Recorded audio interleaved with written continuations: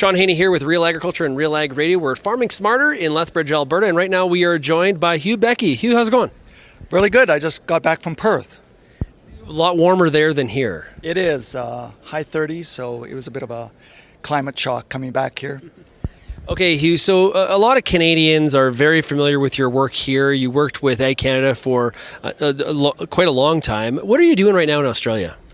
Well, right now, Sean, I'm the director of the Australian Herbicide Resistance Initiative. So this is an institute that was started 20 years ago, and its primary mandate is to research, develop, and extension in all things herbicide resistance. And so that's been the mission over the last 20 years, and I'll be carrying that forward in hopefully another 20 years. So two things with Australia. We use them as examples for one, blackleg, and two, herbicide resistance. You kind of went into the hornet's nest, so to speak, in terms of dealing with herbicide resistance. Yeah, certainly herbicide resistance, really the epicenter started in Australia, and they certainly lead the way in many aspects, although the Americans would say that they actually have more cases now than Australia. But the nice thing about Australia, especially Western Australia, is their agriculture and their weed resistance is very similar to Western Canada, even though their weeds are different. A lot of the issues are the same. Are we learning new things about the challenge of herbicide resistance at this point, or are we just trying to still craft strategies to deal with it? Both, Sean. We're certainly finding that weeds are very creative in terms of finding new ways to resist herbicides, some ways that we never thought possible 20 years ago. So just understanding the basics of how they're overcoming these herbicides. And we're also developing new strategies and tactics to manage resistance. And in Australia, by and large, they've been very successful over the last 10 or 20 years to keep their resistant weeds at low densities despite the challenges. You know the Canadian market well, and now clearly you're doing a lot of research in Australia on this topic.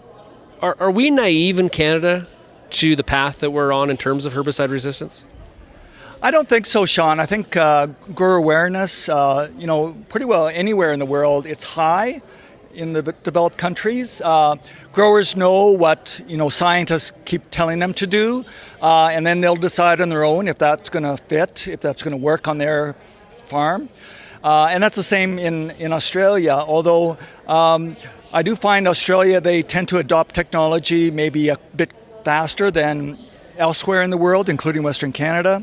So whether it's smart sprayers in terms of precision weed management, or adopting techniques like harvest weed seed control, if they think it's going to work, they'll give it a go. And I find that's maybe something that they're willing to risk a bit earlier in the process than maybe elsewhere.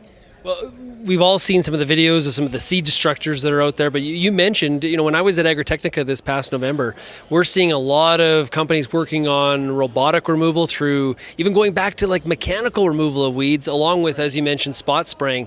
It really is going to require probably all of those to really, really tackle this increasing problem. You're right. It really does integrate the basics of good agronomy. So crop competition still is fundamental. But, the technology space, digital agriculture is moving really fast.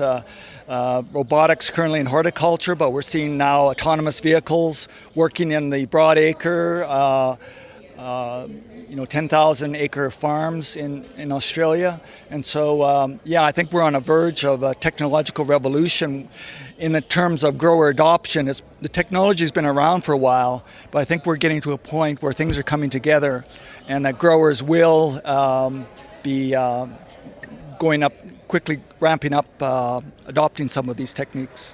Because in reality, there's really no end to this problem. This is an ongoing issue that we're going to have strategies to tackle.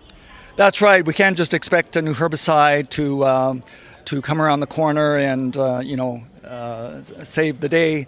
And so growers are going to have to be up on their information and events like this Farming Smarter event, I think, is one way of keeping growers aware of what's around the corner, what growers in other parts of the world are doing, and I hope in my presentation to talk a bit about that and look in the next 5, 10, 15 years what might be adopted and what might not yet be ready. How long is this visit to Canada? It's for about a month, so despite vowing to get away from the ice and the snow, here I am. So, but I always enjoy coming back, and the Canadian accent is refreshing. You lived here long enough, Hugh, to know that you should visit in July and August. Yeah. What are you doing? Well, actually, I do come back in July because it's my parents' birthday, and they said if you don't come back, you're out of the will. So I do come back twice a year. So I mix up summer and winter just to be fair. You got to get your dose of some cold weather because you're not getting it in Australia. Hugh, thanks a lot. I really appreciate it. You're welcome, Sean.